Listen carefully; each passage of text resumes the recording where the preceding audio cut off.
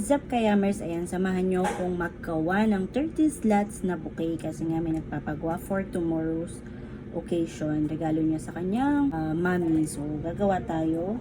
It's 30 slot na tig 100 peso bill. So, una, habang wala tayong customer, ito yung ginagawa ko muna habang wala nagpapaprint or xerox. Nagte-tape na ako ng pera. And halos yung mga nagpapagawa sa akin ng bouquet na ganito, yung talagang ano siya, yung customized na bouquet. So far, sa lahat nagpagawa sa akin, wala pa naman yung tipong kuripot. Ayun yung kuripot, yung hihingi ng tawa, hihingi ng discount. Yung sa ganito sa ganitong bouquet, kasi nga, mas, yung ganito kasing customized guys, mas mahal talaga siya compared sa mga yung nilalagyan lang ng slot. Oo, kasi mas mabilis siyang gawin. Ito kasing ganitong customized, medyo time consuming siya talaga. Diba? O igaganyan mo pa siya tapos ganyan, yan. Pag kasi ganitong bouquet na pa-round, ang hirap niyang itusok-tusok guys. So far, yung first ever na naging client ko dito na 50 pieces din, I remember nag-tip sila, I think 50 or 100 pesos, parang ganun. Nag-tip sila sa akin. Then, yung sumunod is yung classmate ko. Tapos, ayun. Tapos nagsunod-sunod na may umu-order. Pero pag naman guys, nagdi-discount din talaga ako pag usually pag repeated ko na siya, client, nagdi-discountan ko na siya. Natuto ako ganito. Siyempre, nagko-costing ka. And, nung time din, ng first kong gawa na ganito, hindi talaga maganda. Kaya napakababa ng price na binibigay ko noon. I think, yung first bouquet ko pa, as in, wala pa akong alam sa pagbubukay. Basta may offer ako. Naalala ko na parang 30 to 40 pesos lang yung tubo ko sa isang bouquet. Tapos, ang tagal-tagal ko pa siyang ginagawa. Dahil nga hindi pa ako hustler doon. Pero kahit hindi ganun kaganda talaga yung bouquet ko nung time na yun, ang daming umorder sa akin. Mga mommies, yung mga estudyante, ganyan. Tapos after nung ano na yun, parang Valentine's yata, Mother's Day. After nun, nanood na ako ng mga tutorials. Ang kinaanuhan ko pa nun, kaya medyo din yung costing ko. Yung pinagbibilang ko kasi ng mga gamit, medyo pricey. Kaya ganun. Ang rin pala dito, kailangan i-adjust mo din. Kumbaga, minsan mababa, minsan mataas din talaga yung sale ko. Depende sa dating ng product ko. Kasi minsan super taas ng upper, lalo na pag alam nilang in demand, kunyari Valentine's or Mother's Day. Ang tataas na ng ng mga wrapper, mga bulaklak, matataas na siya. Kaya kailangan pag nag-costing ka na, para hindi na lang din pabago-bago yung price mo. Pag nag-costing ka, kailangan naka-fix yung costing mo. Medyo taasan mo ng konti yung product. Kaya mag-add ka ng 5 pesos sa wrapper, ganyan. Tapos, once na lang na, kunyari, occasion, ang gagawin mo na lang, magdi-discount ka, ganyan.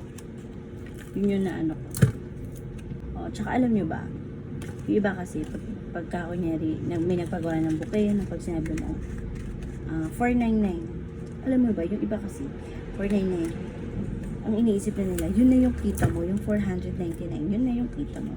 Pero hindi nila alam, sa mga nagko-customize sa kahit anumang business, hindi naman yung tulad ng ng sa sari-sari store guys, na naka-fix na siya. Pag binili mo yung Argentina, yung corn beef, ibibigay mo na lang siya agad sa bibili, diba? Hindi mo na siya yung, kahit 2-3 na patong, okay na dun.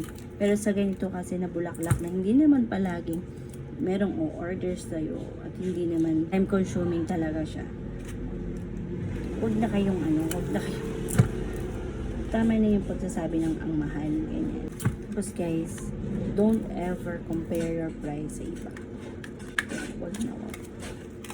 Kaya naman, kung magtatanong man kayo sa mga naggaganito or kung kung namamahalan kayo, hanap na lang tayo ng mas mura, ganyan. Kasi kami na nagko-customize ng mga ganito, ang hirap talagang ibaba ng presyo namin kasi depende yan sa resources na kinukuhanan namin. Plus, yung hindi lang naman materials ang binabayaran talaga dito, yung effort namin ng mga crafters gumagawa. So, kung namamahalan kayo, din hanap tayo ng mas mura, pero yung tipong tatawad pa tayo or what, parang ang hirap na. Kasi ako bilang isang seller din talaga ng mga ganito, ng mga customize, alam nyo ba, talagang pag kaya ko naman siyang babaan, binababaan ko talaga. For example, nag-offer din kasi ako ng mug na may mug na may decal sticker.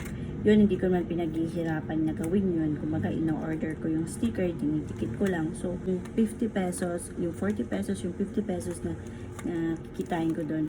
Minsan, pag humihingi sila ng discount, nadi-discountan ko yun. Kasi nga, yung ano ba naman yung maging tubo ko na lang doon is 30 pesos. At least, diba, hindi ko naman yun, kumbaga, hindi naman ako naghirap or nag-effort doon na, alam mo yun, yung isa-isahin kong tanggalin, ganyan. Kasi hindi naman nanggagaling sa akin yung pinaka-sticker nun.